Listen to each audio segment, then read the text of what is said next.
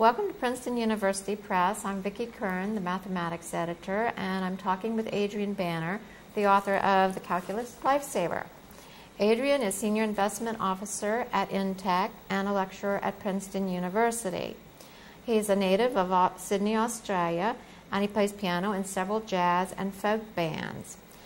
The first question that I wanted to ask you, Adrian, is what inspired you to write this book and actually why you needed to write the book.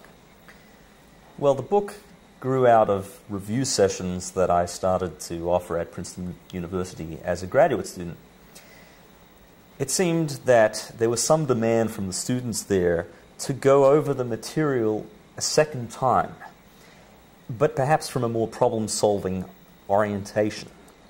And so, essentially, then, I conceived of the idea of offering these optional evening review sessions where the students who chose to come would be able to revisit the material, and when they saw it a second time, there would be a slightly different presentation, especially in terms of the problem-solving aspect of it. And so from that point of view, as I was teaching it, I thought it would be nice to have some notes that would accompany the course, and over the couple of semesters, I kept revising them, and they became more and more polished. And I had a lot of encouragement from the students about this. I would hand out the notes, and a number of them said, "Oh, we really like these notes." One of them even said, "Oh, even if I don't come to your class and I read the notes, it seems like they're written in an Australian accent," which I thought was pretty amusing. So I think a number of students encouraged me to develop them, and ultimately they did become the Calculus Lifesaver. Now, if you go into the bookstore, you find many different calculus study guides. It's confusing to decide which one is right for you, and I know that yours is a little bit different, and I thought maybe you could tell how yours is different from some of the others. Sure. Well, I've seen a number of the other study guides, and some of them are extremely good. But I found that none of them really went into the level of depth that I wanted to go into. And that is essentially manifested in two different ways. So one is that the problem solving, I wanted to not just provide the solution to a problem, but I wanted to try to give some explanation of how a student could think of the solution to that problem. And so I have this idea of a sort of inner monologue. What should be going through your head as you solve a problem? Here is a calculus problem. How do you solve it? First, you even have to tell what type of calculus problem it is. And then you have to say, oh yes, I've seen something like this before, but where do I start? And even when I'm halfway through, how do I know where to go? And I think that what I tried to do was break up the problem with a little bit of text, this inner monologue saying, okay, let's just see where we are now in the problem. What do you do next? How would you know? This is how you would know because you've seen this sort of thing before. Of course, I'm speaking in great generality here, but throughout the book, I have tried to do great in-depth solutions that describe how to think of the solution, not just what the solution is. And so that's the first sort of idea. And the second idea is that I feel that the theory is very important. It's important to understand the concepts as well as how to apply them. And so I didn't just want to write a study guide that says, okay, this is just how you solve it.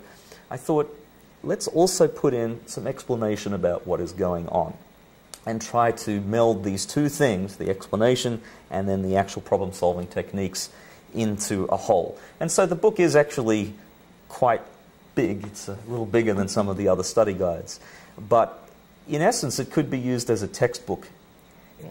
The only thing it doesn't have is a source of exercises for you to do yourself. Of course, you can, as a student, look through the worked examples, and I do encourage anyone reading this book to try to solve the worked examples before reading my solution and my inner monologue.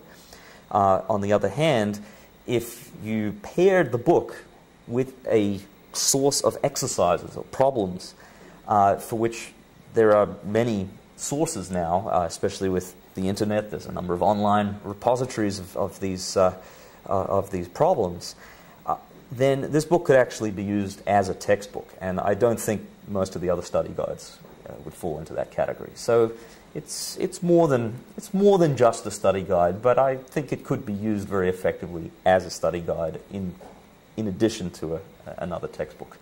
So I tried to make it as versatile as possible.